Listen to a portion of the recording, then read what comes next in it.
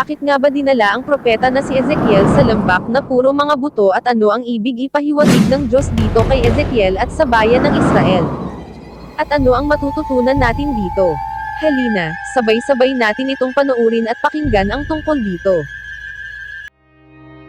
Sino ba si Ezekiel? Si Ezekiel ay isang propeta ng Diyos. Ang ibig sabihin ng pangalan ni Ezekiel ay pinalalakas ng Diyos. Maraming babala sa mga hula niya. Pero ang pinakamensahe nito ay kaayon ng kahulugan ng pangalan niya at pinalalakas nito ang pananampalataya ng mga gustong sumamba sa Diyos sa dalisay na paraan. Ngunit bago natin ituloy ang kwento, huwag mong kalimutan mag-like at subscribe para lagi kang updated sa mga kwentong isasaysay. Huwag puro ML. Balik tayo sa ating kwento. At ang Israel nga, pagkatapos ng mga pangyayari sa kanila ay nagkaroon sila ng pag-asa sa pamamagitan ng mga pangitain o vision ni Ezekiel sa hinaharap ng Israel. Tandaan na binihag sila ng Babilonya at maraming kaaway na mga bansa noong mga panahon na iyon at pinahintulutan ito ng Diyos sapagkat nilapastangan nila ang Diyos at ang dalisay na pagsamba. Sumamba sa mga Diyos-Diyosan ang bayan niya at harap-harapang binabastos ang templo ng Diyos. At nang dinala nga ng Diyos si Ezekiel sa lambak ng mga tuyong buto sa pamamagitan ng vision ay nakakita siya ng isa sa di niya malilimutang karanasan sa buong buhay niya. Basahin natin ang mga tagpo sa lambak na iyon habang kinakausap siya ng Diyos. Basahin natin ang Biblia patungkol sa lambak ng mga buto at si Ezekiel. Ganito ang mababasa sa Ezekiel Kapitulo 37 versikulo 1 hanggang 28. Sumaakin ang kapangyarihan ni Jehovah, at sa pamamagitan ng Espiritu niya, dinala ako ni Jehovah at ibinaba sa gitna ng kapatagan, at iyon ay puro mga buto.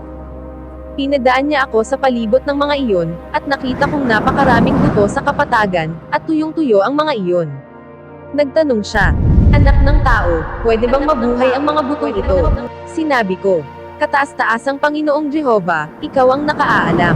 Kaya sinabi niya, "Humula ka tungkol sa mga butong ito, at sabihin mo, kayong natuyong mga buto, pakinggan ninyo ang salita ni Jehovah. Ito ang sinabi ng kataas-taasang Panginoong Jehovah sa mga butong ito. Bibigyan ko kayo ng hininga, at mabubuhay kayo. Lalagyan ko kayo ng mga litid at laman, at babalutin ko kayo ng balat at bibigyan ng hininga, at mabubuhay kayo, at malalaman ninyo na ako si Jehovah." At humula ako gaya ng iniutos sa akin. Habang humuhula ako, may narinig akong ingay, may kumakalampag, at nagsimulang magdugtong-dugtong ang mga buto. At nakita kong nagkaroon sila ng mga litid at laman, at nabalot sila ng balat.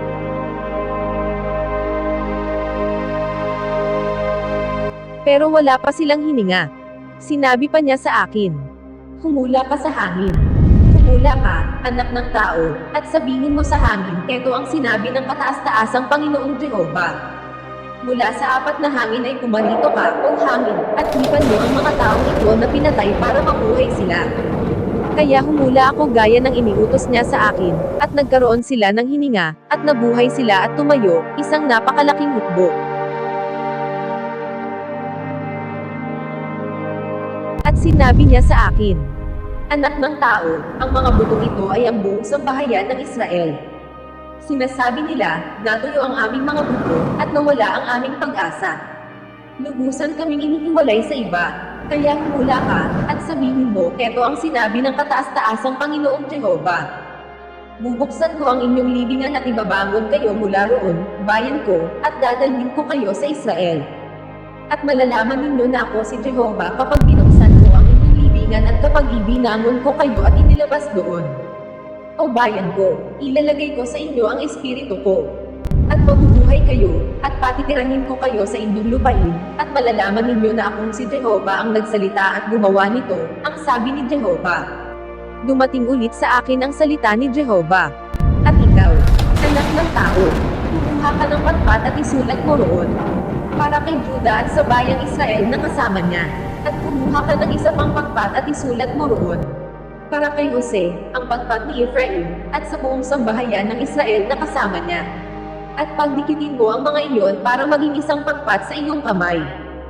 Kapag sinabi sa iyo ng iyong bayan, hindi mo masasabihin sa amin kung ano ang ibig sabihin ng mga ito. Sabihin mo sa kanila, ito ang sinabi ng kataas-taasang Panginoong Jehovah. Kukunin ko ang patpat ni Jose.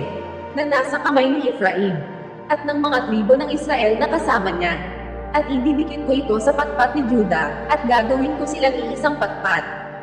At magiging iisa na lang sila sa aking kamay. Ang mga patpat na sinulatan mo ay dapat na nasa iyong kamay para makita nila. At sabihin mo sa kanila, ito ang sinabi ng kataas-taasang Panginoong Jehova. Kukunin ko ang mga Israelita mula sa mga bansa kung saan sila nanirahan, at titipunin ko sila mula sa lahat ng direksyon at dadalhin sa lupain nila. Gagawin ko silang iisang bansa sa lupain. Sa mga bundok ng Israel at isang hari ang mamahala sa kanilang lahat, at hindi na sila magiging dalawang bansa, hindi na rin sila mahahati sa dalawang kaharian. Hindi na nila gurumisan ang sarili nila sa pamamagitan ng kanilang karimari-marim na mga idolo at kasuklam-suklam na mga gawain at lahat ng kanilang kasalanan. Ililigtas ko sila mula sa lahat ng kawalang katapatan nila na naging dahilan ng pagkakasala nila, at lilinisin ko sila. Sila ay magiging bayan ko, at ako ang magiging Diyos nila. Ang lingkod kong si David ang magiging hari nila, at magkakaroon sila ng iisang pastol. Isasagawa nila ang mga hudisyal na pasya ko at susundin ang mga batas ko. Maninirahan sila sa lupaing ibinigay ko sa lingkod kong si Jacob, kung saan tumira ang inyong mga ninuno.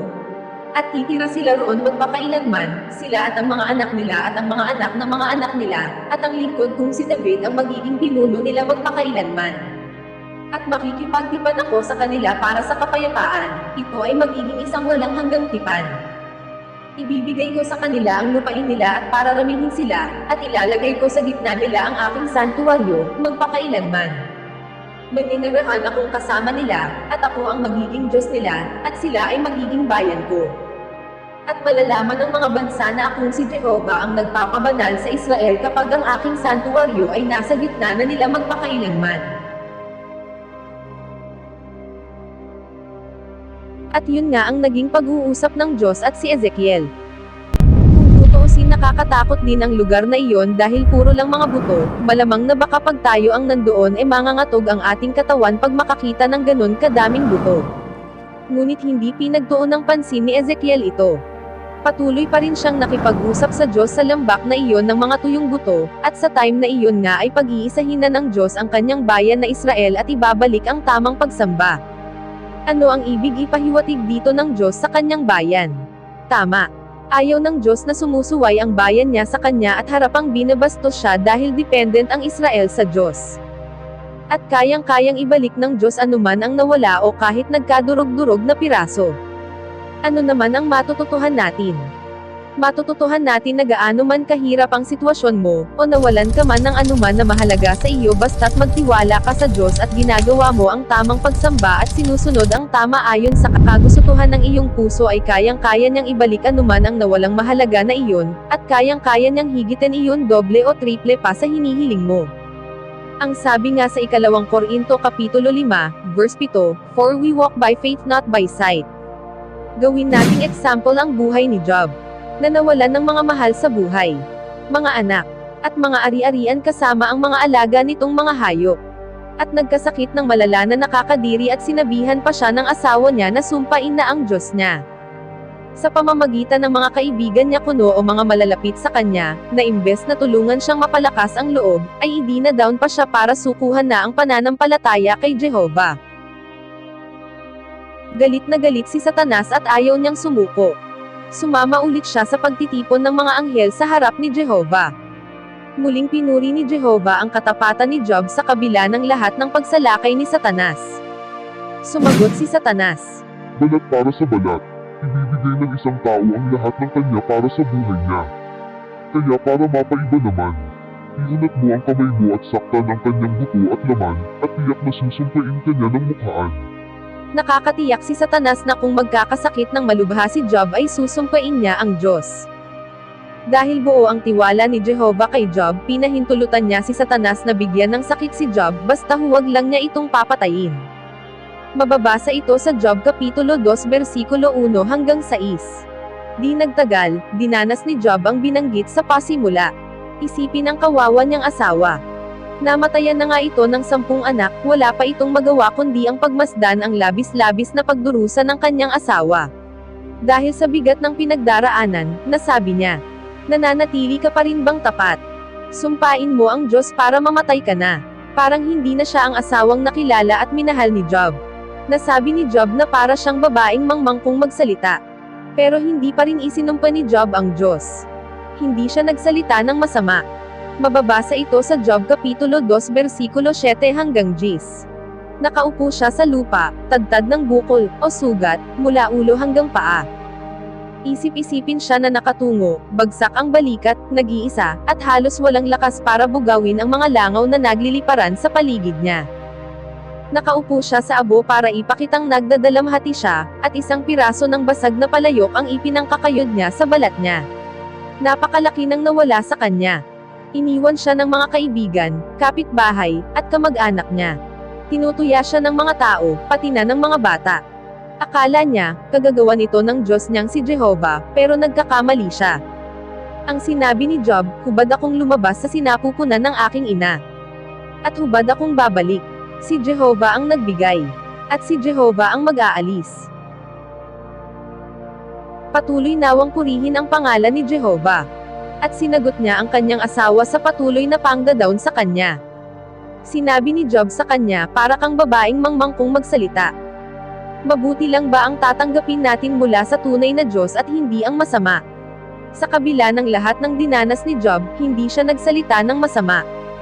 Mababasa naman iyan sa Job Kapitulo 2 versikulo 10. Tiniis ni Job ang lahat ng iyon at nanatiling tapat, kaya sa bandang huli, pinagpala siya ng higit pa sa inaakala niya. Napakamapagmahal at maawain ni Jehovah kay Job. Bakit natin ito nasabi? Ibinalik niya ang magandang kalusugan ni Job. Isip-isipin ang nadama ni Job nang maging, mas sariwa ang laman niya kaysa noong kabataan siya, gaya ng inihula ni Elihu. May mga kapamilya at kaibigan na rin siyang dumay-damay at nagbibigay ng regalo sa kanya. Ibinalik at dinoble pa nga ni Jehovah ang nawalang mga ari-arian ni Job.